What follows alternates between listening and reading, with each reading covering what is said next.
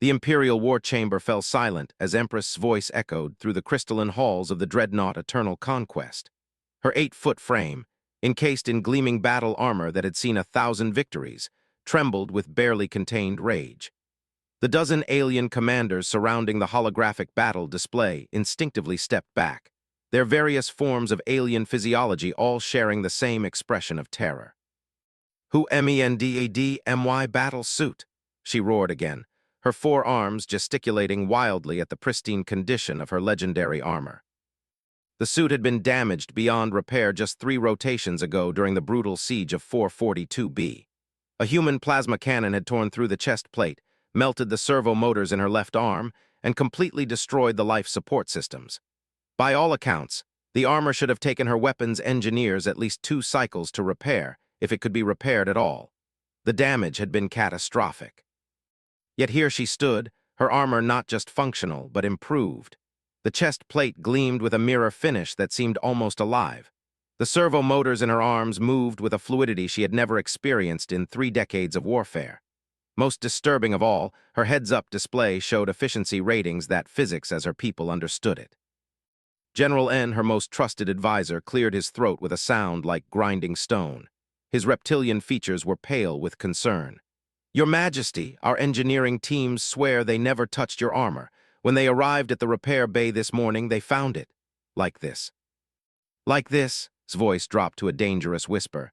"You mean perfectly restored, better than the day it was forged in the fires of Prime?" "Yes, Your Majesty, but there's more." N hesitated, his scaled hands trembling as he manipulated the holographic display. "We found this." The display shifted to show grainy security footage from the repair bay. The timestamp indicated it was recorded during the ship's sleep cycle, when most of the crew was in stasis. The footage showed a figure moving through the shadows of the repair bay, working on her armor with tools that seemed far too primitive for such advanced restoration work. The figure was small, barely reaching the chest plate of her armor even when standing on what appeared to be makeshift scaffolding. It worked alone, without any of the massive industrial equipment her engineers required for even basic maintenance.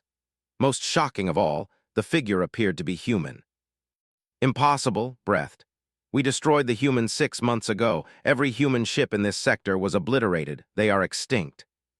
"That's what we believed, Your Majesty," N replied. "But the evidence is undeniable. This human not only survived our purge, but somehow infiltrated our flagship, accessed your personal repair bay, and performed what can only be described as miraculous engineering work." Studied the footage more carefully.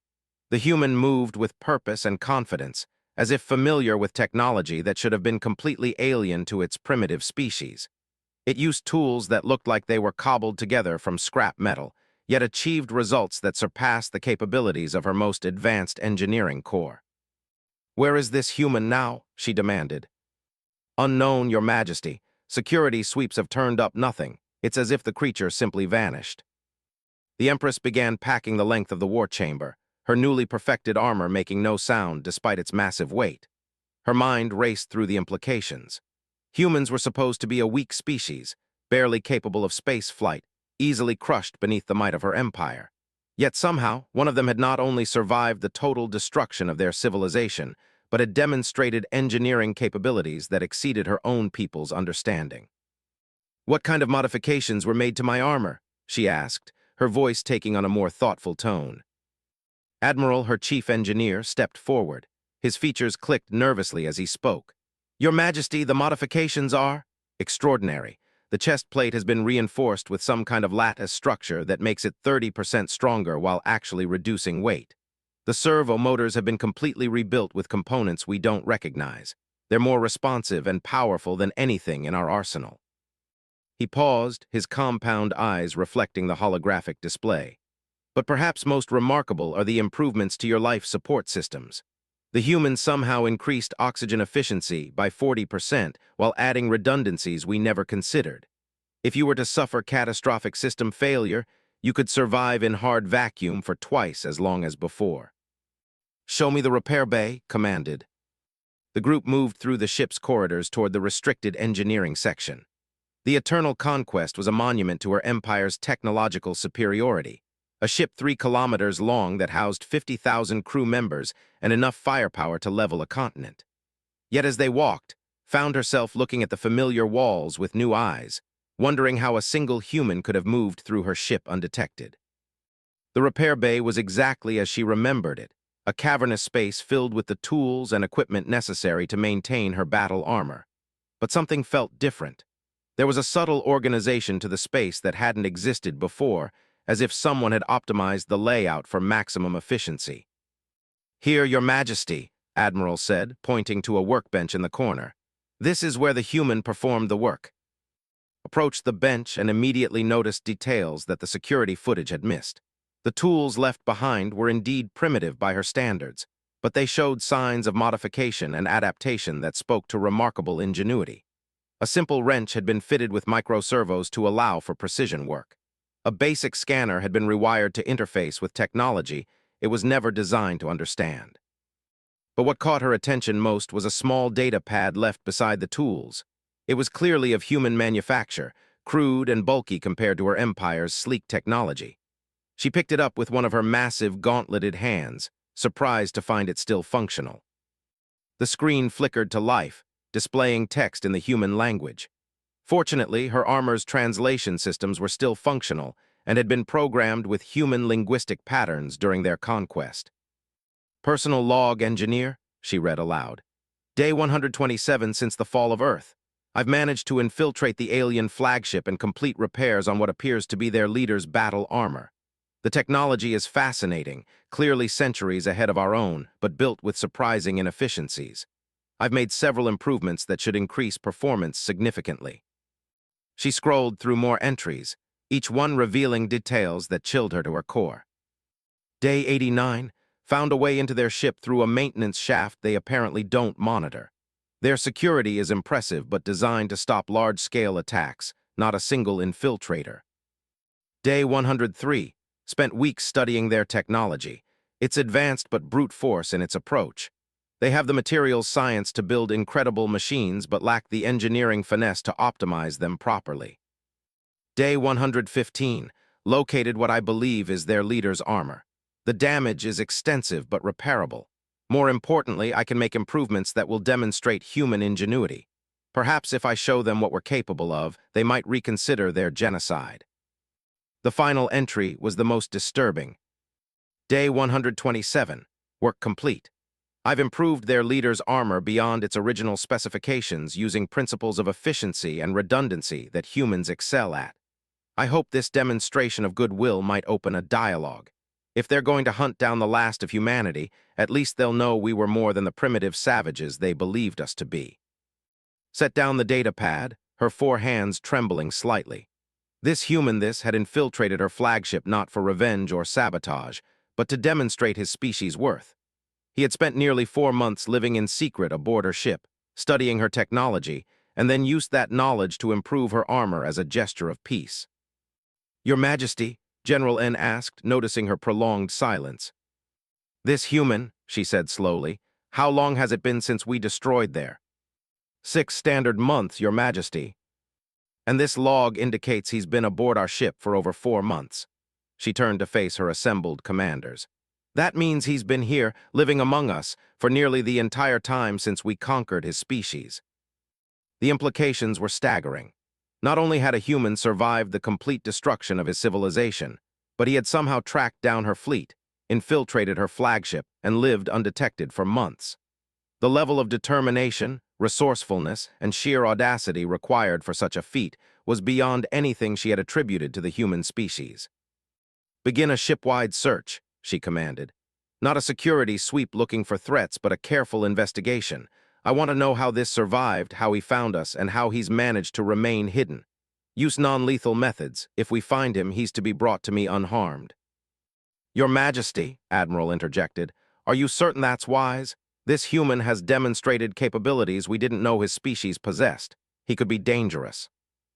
Looked down at her armor, running one gauntleted hand across the impossibly smooth chest plate.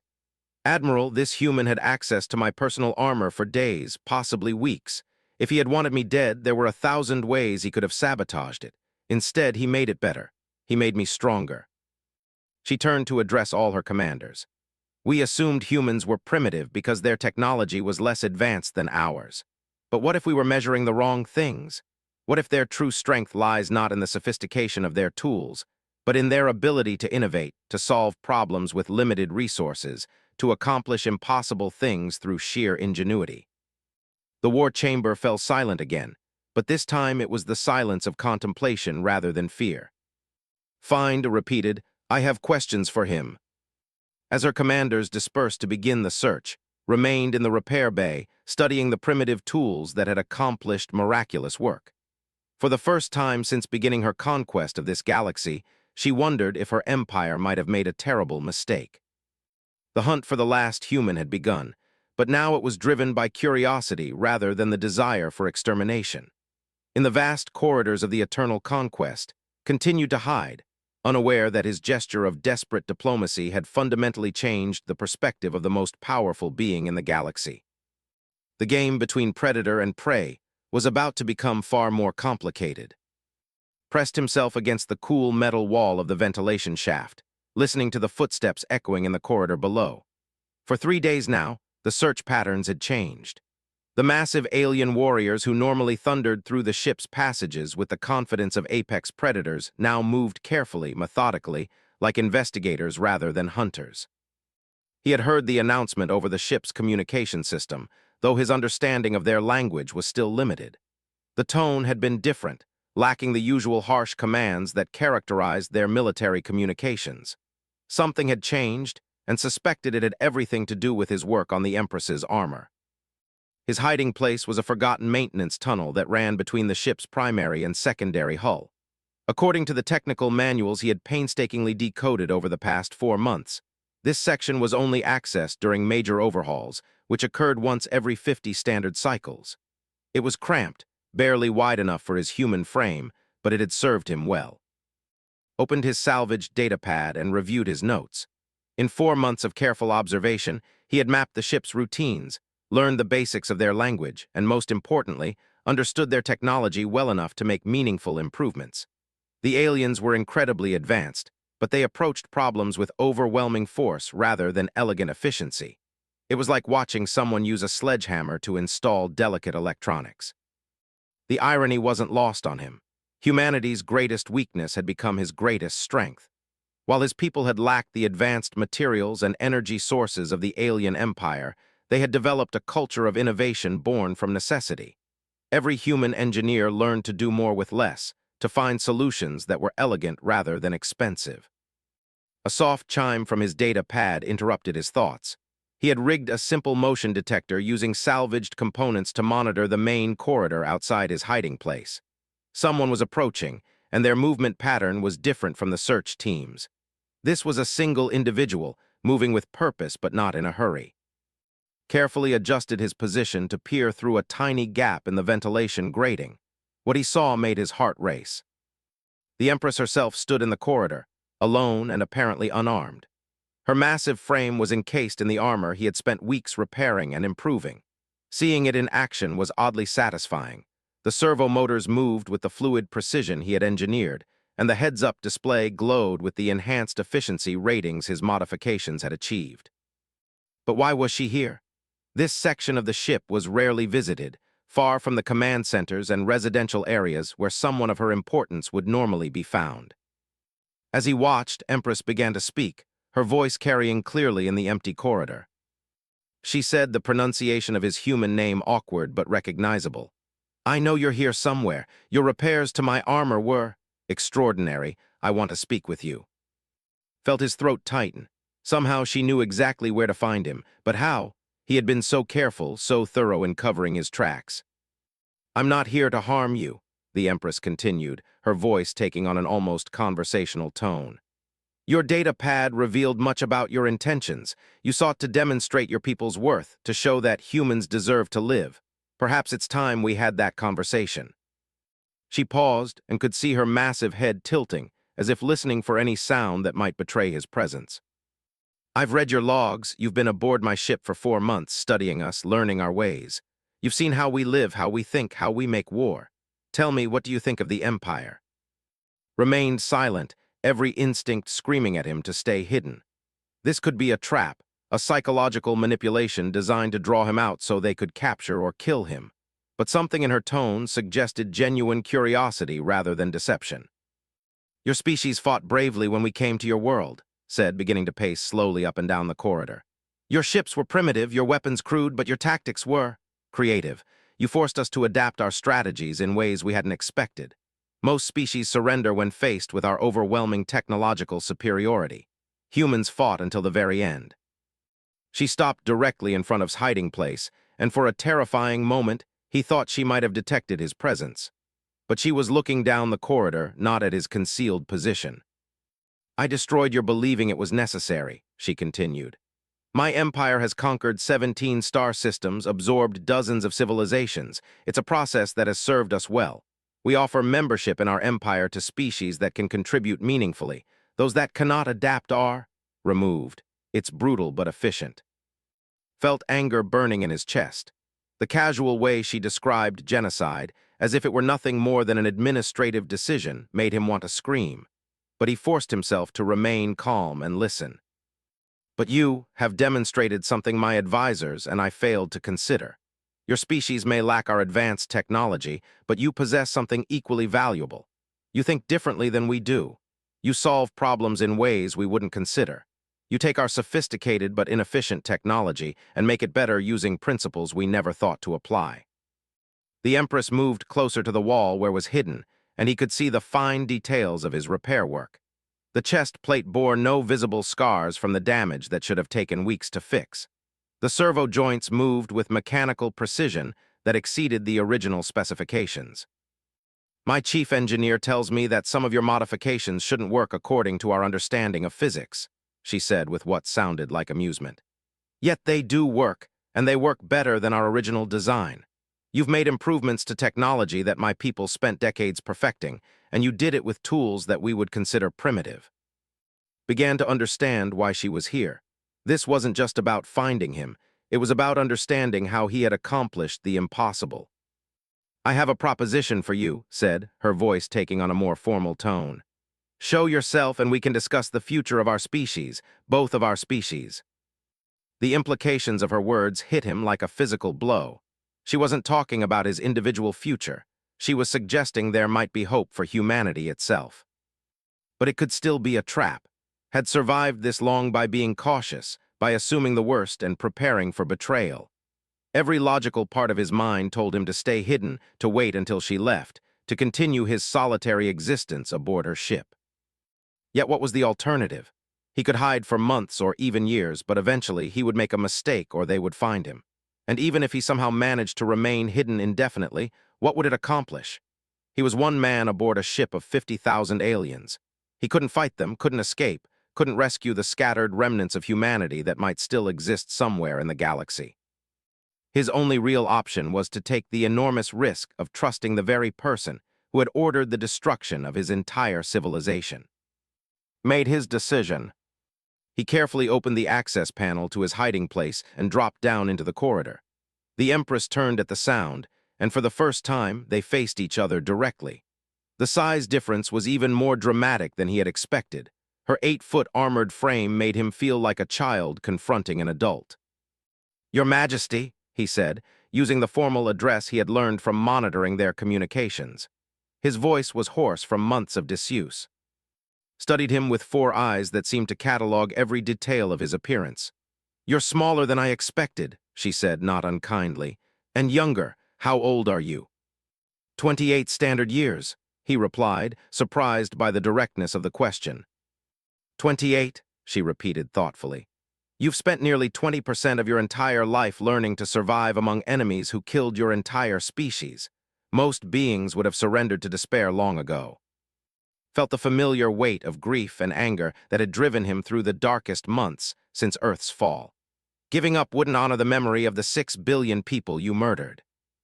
He expected anger at his bluntness, perhaps violence. Instead, the Empress nodded slowly. 6,437,812,416, she said with precise formality. "I know the exact number. I know the population of every world my empire has conquered or destroyed. I remember every decision I've made in the expansion of my domain. The specific number hit him harder than he had anticipated. It transformed an abstract concept into a concrete reality, each digit representing countless individual lives, families, dreams, and futures that had been ended by the being standing before him. Why, he asked, the word coming out is barely more than a whisper. Because that's how empires grow, replied. You conquer, you absorb what's useful, you eliminate what isn't. It's been our way for 3,000 years, and it has made us the dominant force in this galaxy. But it's wrong, said, his voice growing stronger. Every species has something to contribute. Every civilization develops unique perspectives, unique solutions. When you destroy them, you lose all of that forever. The Empress was quiet for a long moment and could see her processing his words. Finally, she spoke. Prove it, she said. You claim that cooperation between our species would be more valuable than conquest. You say that humans have contributions to make that would benefit my empire. Show me. Felt his heart rate increase. What do you mean? Work with my engineers, said. Openly, with full access to our technology and resources. Show them what human ingenuity can accomplish when it's not constrained by primitive tools and materials. If you can demonstrate that cooperation produces better results than subjugation, perhaps the future can be different. And if I can't, asked, then you'll have failed to save your species, and the galaxy will continue as it has for. Her tone was matter of fact, neither threatening nor reassuring. But if you succeed, you may have just changed the course of galactic history. Looked down the corridor, taking in the alien architecture that had been his prison and refuge for 4 months. The choice she was offering him was essentially the same gamble he had already made when he decided to repair her armor, but on a vastly larger scale. I have conditions, he said finally. The Empress's eyes showed what might have been surprise or amusement. You're hardly in a position to make demands human. I'm in the only position that matters, replied with more confidence than he felt. I'm the only one who can give you what you want. If you want to see what humans can really accomplish, you need to treat me as a partner, not a prisoner.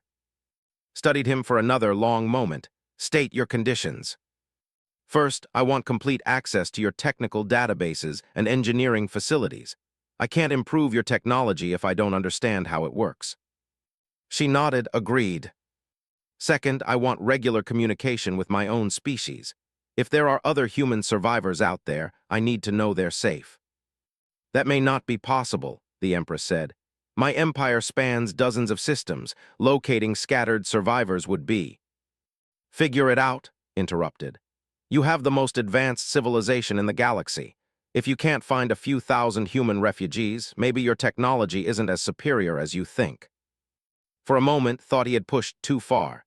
The Empress's expression darkened, and he remembered that he was speaking to someone who could kill him with her bare hands. But then something that might have been respect flickered in her eyes. Agreed, she said. What else? Third, I want your word that no more humans will be harmed while we conduct this experiment. Whatever survivors exist, they're under your protection until we determine whether cooperation is possible. This time hesitated. That could be complicated. My empire has standing orders regarding human remnants. Then change the orders, said. You're the Empress, act like it. The silence stretched between them and realized he was holding his breath. Everything depended on her answer. Very well, she said finally. You have my word. No human will be harmed while you demonstrate your species' value to my empire. Felt a weight lift from his shoulders that he hadn't even realized he was carrying. For the first time since Earth's fall, there was hope. When do we start? He asked. Turned and began walking back down the corridor. Now, let's see if one human engineer can save a species. 6 months had passed since emerged from the shadows of the eternal conquest, and the empire would never be the same. The massive engineering bay that had once been the exclusive domain of Admiral's team now buzzed with unprecedented activity. What had begun as a simple demonstration of human ingenuity had evolved into something far more complex and revolutionary. Banks of holographic displays showed collaborative projects spanning 17 different star systems, each representing a fusion of human innovation and technology that was reshaping the galaxy. Stood before the primary display, his human frame dwarfed by the assembled alien engineers, but his presence commanded their absolute attention.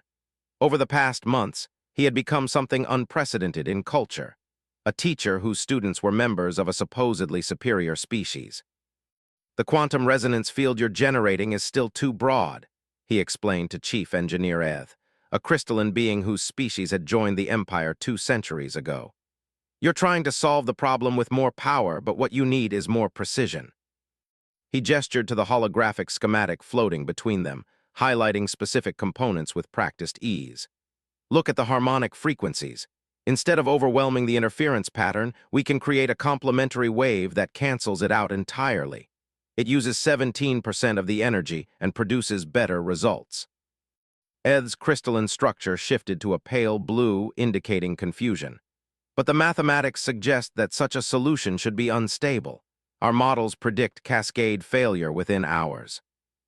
"Your models assume that instability is always destructive," replied with the patience of someone who had had this same conversation dozens of times with different engineers. "But controlled instability can be incredibly useful. Humans have been using unstable systems for thousands of years because sometimes chaos produces results that perfect order cannot." He manipulated the display to show a real-time simulation.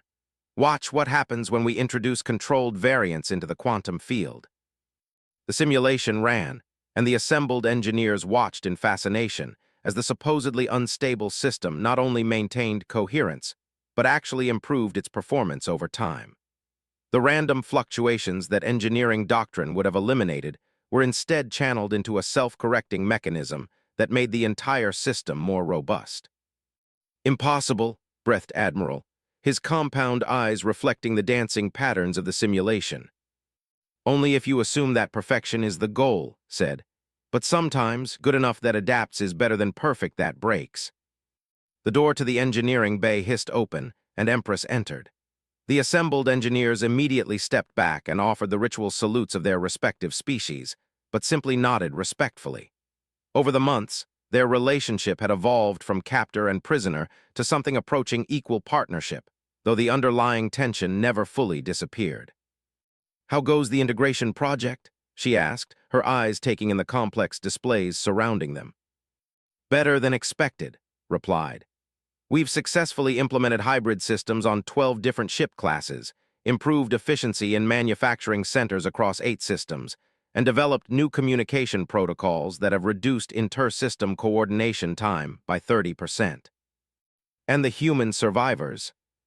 This was the question had been both anticipating and dreading. 3 months ago, search fleets had located the scattered remnants of humanity. 47,000 survivors spread across dozens of hidden colonies, refugee ships, and research stations. The discovery had been both a joy and a responsibility that weighed heavily on him. "They're adapting," he said carefully. "Integration is going smoother in some locations than others." The truth was more complex. Many humans had struggled to accept that their species' survival now depended on cooperation with the empire that had destroyed there. Others had embraced the opportunity to work alongside alien technologies that were decades ahead of anything humanity had previously achieved. The process had been emotionally and politically challenging for everyone involved. "Show me the station, Project," commanded. Manipulated the displays to focus on one of their most ambitious collaborative efforts.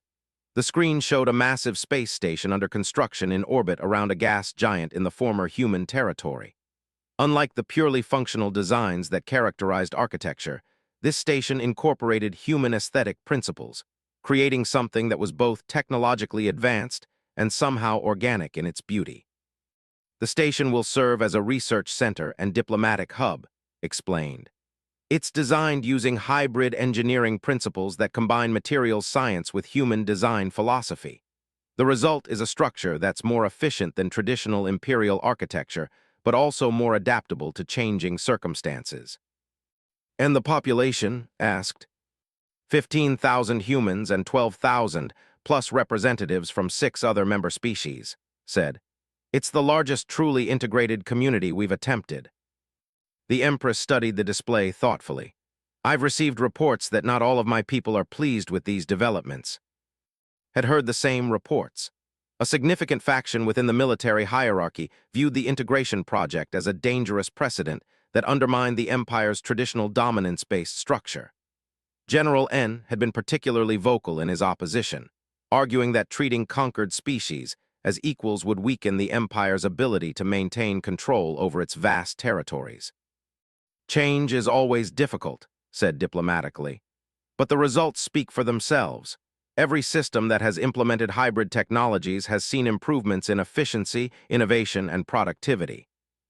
Yes, agreed, but it has also seen increases in political complexity, resource allocation disputes, and administrative challenges. Some of my advisors believe that the short-term gains are not worth the long-term risks. Felt a familiar chill of anxiety. Despite all their successes, the fundamental question remained unanswered. Would the Empire ultimately decide that cooperation was more valuable than conquest? "What do you think?" he asked, meeting her four-eyed gaze directly. The Empress was quiet for a long moment, her massive frame motionless as she considered her answer. Finally, she spoke. "I think that you have accomplished something unprecedented in the history of this galaxy. You have demonstrated that a supposedly inferior species can not only survive the destruction of their civilization, but can emerge to make their destroyers stronger." She gestured to the engineering bay around them, where human and alien engineers worked side by side on projects that none of them could have completed alone. "But I also think that the question you've been asked to answer is larger than either of us anticipated. It's not enough to prove that humans can contribute to the Empire. You've created a new model for how civilizations can interact, and that model threatens the foundation of everything we've built over 3. Felt his heart rate increase. "Are you saying the integration project is over?" "No," said. "I'm saying it's about to begin in earnest. The Imperial Council has called for a full review of our expansion policies. They want to determine whether the hybrid model should be applied throughout the Empire or whether it represents a dangerous deviation that must be corrected." The implications hit immediately. The review wouldn't just determine the fate of humanity, it would shape the future of every species in space. If the Council decided that cooperation was more valuable than conquest, it could transform the galaxy.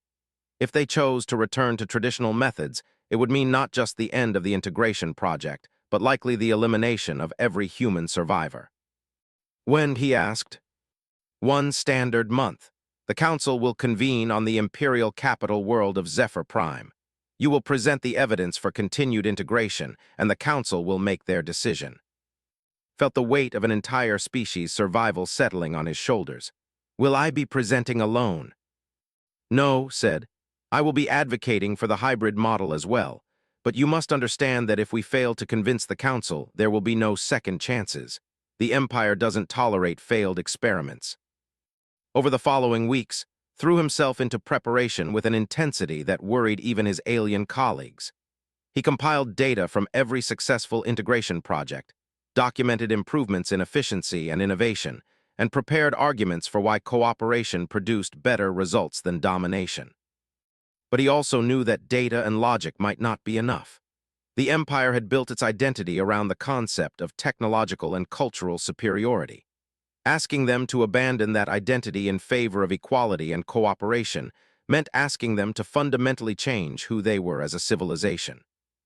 The journey to Zephyr Prime took 10 days aboard the Empire's fastest diplomatic ship. Spent the time in final preparations, but also in quiet contemplation of how much had changed since he first climbed into the ventilation shafts of the Eternal Conquest. He had begun this journey as a desperate refugee trying to prove his species deserved to live. He was ending it as the advocate for a new model of galactic civilization. Zephyr Prime was a world that imagination. Cities that stretched to the horizon, massive orbital installations that dwarfed anything humanity had ever built, and architectural monuments that celebrated 3,000 years of uninterrupted expansion and conquest. As their ship descended toward the capital, couldn't help but feel awed by the scale of what the Empire had accomplished. The Imperial Council chamber was equally impressive. Representatives from 43 species sat in a vast amphitheater that surrounded a central presentation area. Had studied the political dynamics of the council during his preparation, but seeing it in person was overwhelming. These beings represented civilizations that spanned thousands of light years and controlled resources beyond human comprehension. Empress presented the case for integration with the eloquence and authority that had made her one of history's most successful military leaders. She spoke of increased productivity, enhanced innovation, and the strategic advantages of incorporating diverse perspectives into imperial decision-making. Then it was turn. He walked to the center of the amphitheater, acutely aware that he was the only human in a room full of beings who had the power to determine his species' fate. The presentation system responded to his movements, displaying the holographic evidence he had prepared over months of careful work. "Honorable members of the Imperial Council," he began, his voice carrying clearly in the vast chamber. "6 months ago, Empress asked me to prove that cooperation between species produces better results than conquest. Today, I'm here to show you that the question itself was too small." He gestured, and the displays showed comparative data from integrated and traditional imperial systems. The evidence clearly demonstrates that hybrid systems outperform traditional approaches in virtually every metric we can measure. But that's not the most important thing I've learned. The chamber was completely silent, 43 species hanging on his words. "The most important thing I've learned is that diversity isn't just useful, it's essential. Every species, every civilization, every culture develops unique solutions to the challenges of existence. When you conquer and eliminate rather than integrate and learn, you don't just lose potential resources. You lose entire categories of knowledge that can never be recovered." He changed the display to show a simulation of galactic development under different expansion models. "Your empire has achieved incredible things through conquest and assimilation. But imagine what you could achieve through cooperation and synthesis. Imagine an empire where every member species contributes their unique strengths rather than simply adopting methods." The presentation continued for an hour, covering technological innovations, cultural developments, and strategic advantages, but could sense that the real battle was being fought on a deeper level, in the realm of identity and philosophy rather than data and statistics. When he finished, the chamber remained silent for several minutes. Finally, OK, the senior representative and a member of the original species, spoke. "Human, you ask us to abandon the methods that built this empire. You ask us to treat conquered species as equals rather than subjects. You ask us to risk everything we have achieved for the promise of something we have never tried. Why should we take such a risk?" Had known this question would come, and he had prepared his answer carefully. "Because, Honorable, the alternative is stagnation. Your empire has grown by absorbing the resources and territory of other civilizations, but growth based on conquest is ultimately finite. There are only so many worlds to conquer, only so many species to absorb. Eventually, you reach the limits of what conquest can achieve." He paused, making eye contact with as many council members as possible. "But growth based on cooperation and innovation is unlimited. Every time you integrate a new perspective, you create possibilities that didn't exist before. Every time you combine different approaches to problem solving, you generate solutions that no single species could develop alone. That kind of growth can continue indefinitely." The council session continued for 3 more days, presented additional evidence, answered hundreds of questions, and defended the integration model against every conceivable criticism. Throughout it all, he could feel the weight of history pressing down on him. This wasn't just about humanity's survival anymore. It was about the kind of civilization the galaxy would become. On the final day, the council voted. The decision was closer than had hoped but decisive enough to be binding. By a margin of 26 to 17, the Imperial Council voted to adopt the integration model as official policy for future expansion. Humanity would not just survive, they would help transform the galaxy. As stood in the council chamber, surrounded by representatives of dozens of species who had just voted to fundamentally change their civilization, he thought about the repair bay where this had all begun. He had climbed down from his hiding place, hoping to save his species through a desperate gesture of goodwill. Instead, he had changed the course of galactic history. The Empire was no longer an empire in the traditional sense. It was becoming something new, something unprecedented. A voluntary association of species working together to build a future that none of them could achieve alone. And it had all started with a simple question: who mended my battle suit? The answer had transformed everything.